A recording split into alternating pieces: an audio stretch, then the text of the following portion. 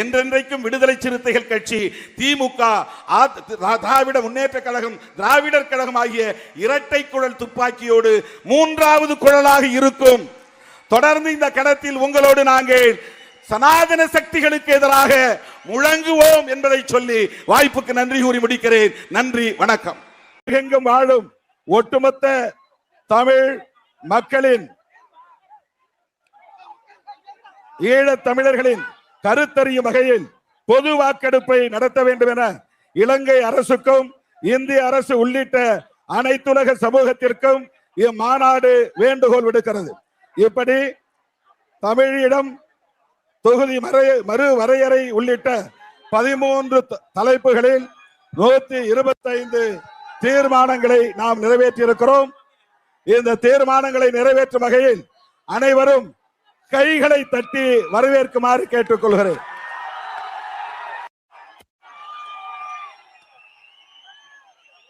நூற்றி 25 தீர்மானங்களும் சமூக வலைத்தளங்களில் பதிவேற்றம் செய்யப்படும் என்பதை தெரிவித்துக் கொண்டு இந்த மாநாட்டு அழைப்பை ஏற்று வருகை தந்த உங்களுக்கு நன்றி சொல்ல நான் கடமைப்பட்டு இருக்கிறேன்.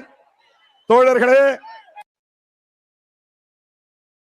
கட்சி தமிழ்நாட்டில் தவிர்க்க முடியாத ஒரு அரசியல் சக்தி என்பதை இம்மாநாடு மீண்டும் உறுதிப்படுத்தி இருக்கிறது. கட்டுக்கடங்காமல் இங்கே அரங்கத்தில் இருக்கிற கும்பலை விடவும், கூட்டத்தை விடவும், சிறுத்தைகளை விடவும் வெளியிலே லட்சக்கணக்கான சிறுத்தைகள் திரண்டு இருக்கிறார்கள். உங்களுக்கு பாதிப்பு ஏற்படக்கூடாது என்கிற வகையில் நான் உங்களிடையே நீண்ட நேரம் பேச விரும்பியும் இந்த இக்கட்டான நிலையில் பேச இயலாத நிலையில் இருக்கிறேன். என்னுடைய அழைப்பை ஏற்று வருகை தந்த உங்கள் அனைவருக்கும் நன்றி கூறி அனைவரும் பாதுகாப்பாக கலைந்து செல்லுமாறு கேட்டுக் கொள்கிறேன்.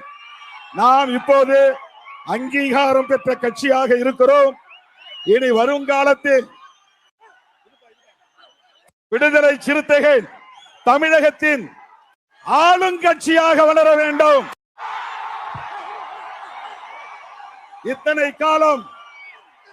இத்தனை காலம் ஆளுங்கட்சியோடு நாம் கூட்டணி வைத்தோம்.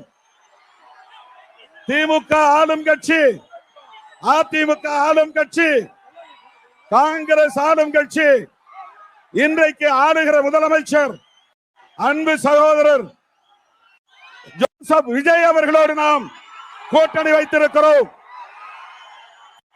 விடுதலை சிறுத்தைகளும் தமிழக வெற்றி கழகமும் இன்னைக்கு இந்த களத்தில், தமிழக அரசியல் களத்தில் இணைந்தே பயணிக்கும்.